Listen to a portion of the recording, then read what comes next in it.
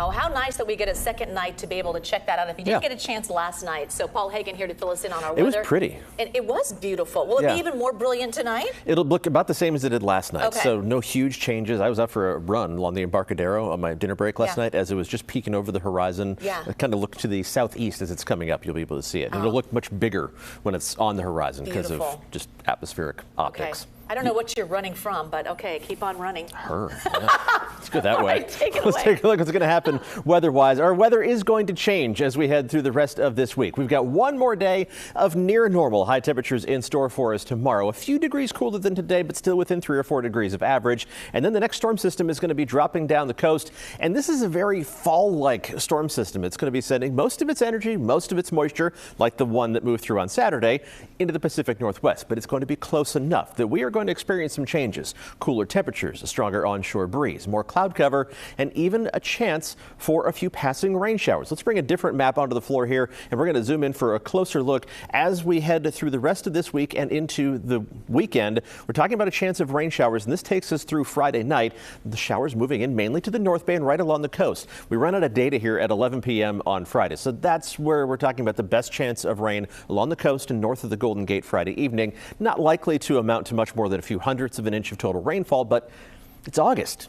Anything is notable. We'll keep you updated on that as we get closer and closer to the end of the week. That forecast model is one of many that we look at, so it may be just a little bit too enthusiastic in terms of the amount of moisture that's depicting. We've got a long way to go between now and then. Taking a live look outside in San Jose, seeing plenty of sunshine there, and seeing plenty of sunshine as we look towards downtown San Francisco from Sutro Tower. We'll check out our current temperatures, which are pretty pleasant. Did make it up into the 70s in San Francisco. Now the temperature has retreated to the upper 60s, mid 70s across the Bay in Oakland, with inland temperatures in the 80s right now, but there were a few spots that did manage to get up to or above 90 degrees, which is what we expected. And those numbers are going to back down a little bit tomorrow, near or slightly below average high temperatures for us on Wednesday.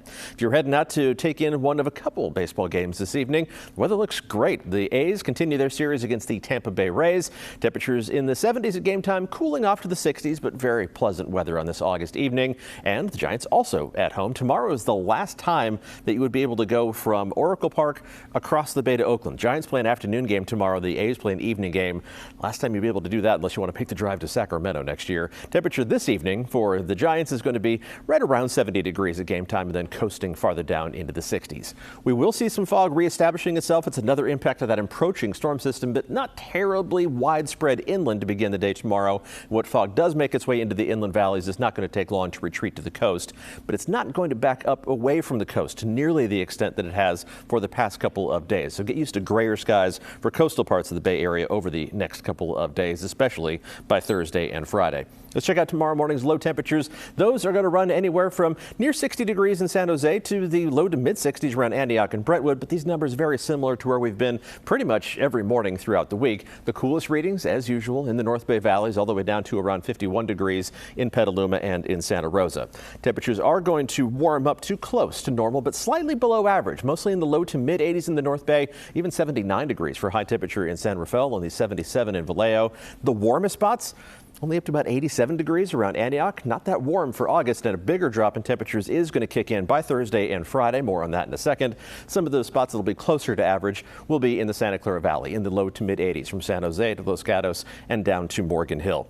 Let's look at the 10-day temperature outlook because everybody's kind of focused on the cool down that's going to be kicking in, but it's going to be followed up by a climb on the temperature roller coaster. So Livermore is going to have some of the biggest swings. We're talking about mid 70s for highs Thursday and Friday. That's a dozen degrees below normal, but then we climb rapidly over the weekend.